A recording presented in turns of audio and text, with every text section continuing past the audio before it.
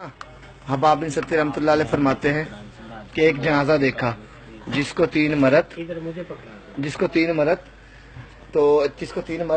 ایک عورت نے اٹھایا ہوا ہے. اب وہ جب لے کے جا رہی ہے تو رستے میں وہ ملا تو اس نے پوچھا بھی یہ کس کا جنازہ ہے؟ تو اس نے کہا یہ میرے بیٹے کا جنازہ ہے. اس نے کہا تمہارے محلے میں کیا اور مرد نہیں تھے؟ اس نے کہا میرے محلے میں مرد بہت تھے لیکن لوگ میرے بیٹے کو اچھا نہیں سمجھتے تھے, اس کو حقیر سمجھتے تھے.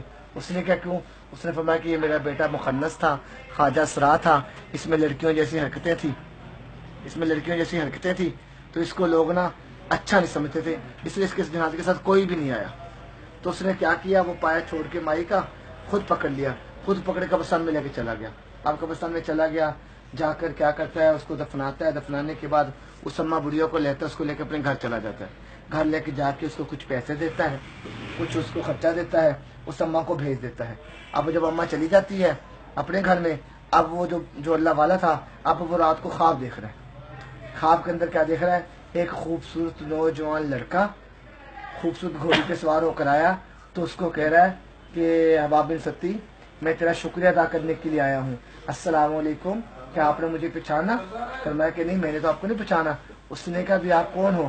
اس نے کہا میں وہی مخنث ہوں, وہی خواجہ سرا ہوں, وہی میں ہجرا ہوں جس کا تو نے آج جنازہ پڑھا, جس کے تم جنازے میں لگا. تو کہنے لگے تیرے ساتھ کیا بنا؟ کہتا لوگ مجھے غلط سمجھتے رہے, برا سمجھتے رہے, میں نے اپنے بدن کو داغدار نہیں کیا, میں نے کبھی زنا نہیں کیا, میں نے کبھی برائی نہیں کی. میں نے اللہ سے کہا کہ اللہ میں تیری رضا پہ راضی ہوں, تیرا شکر ادا کرتا رہوں. تو اللہ نے مجھے کہا جا میرے بندے, تو نے میری بنائی نعمتوں کا شکر ادا کیا, تجھے میں ہمیشہ کے لیے کامیاب کر کے جنت دیتا ہوں. تو اللہ ایسا کریم ہے, خدا کی قسم. اللہ تو ہمارے بہانے ڈھونڈتا ہے کہ میرے بندے کبھی آئیں تو وہ تو انتظار میں بیٹھا ہوا ہے. تو اس لیے میرے پیارو, یہ زندگی جیسا بھی اللہ کا شکر ادا کرو, اپنے ڈیروں پہ رہتے ہوئے اپنی نماز کی بندی کرتے رہے, اپنے قرآن پاک کی تلاوت کرتے رہے. جب ہم اپنی نماز کی بندی کرتے رہیں گے, اپنے قرآن پاک کی تلاوت کرتے رہیں گے, اپنے اللہ سے راضی کرتے رہیں گے, اللہ ہماری دنیا بھی بنائے گا اور اللہ ہماری آخرت بھی بنا دے گا. اس لیے اللہ نے ہمیں موقع دے دیا ہے, تو اس لیے کوشش کرتے ہوئے اپنے